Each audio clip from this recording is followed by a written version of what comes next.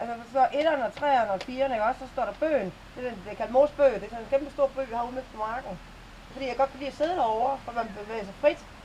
Uden der, fordi der er så meget naturdæk deromme. Vi står her.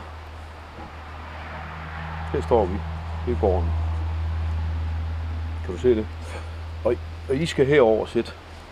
Skal vi kører ned her, så skal I herover sætte, så skal I her.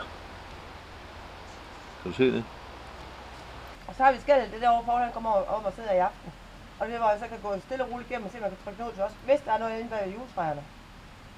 Så har vi grænden. Det er der, du sidder. Ja, det tror jeg. Det er ikke skæld. Og der sidder ind. Så at jeg så zigzagger sådan lige så forsigtigt op igen. For at prøve at lave en trygjagt til jer.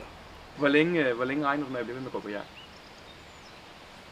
Så længe jeg kan løfte en bøs. Det var han prøvede at trykke det er når man går lige så stille uden ikke jage, så går man lige så stille igennem skoven og bare går og pusler. Så dyrene bliver ikke i panik, så trækker de lige så stille væk. Og så vil det jeg godt i skrå op mod jer. Og hvor længe regner du med at blive ved med at gå på jagt?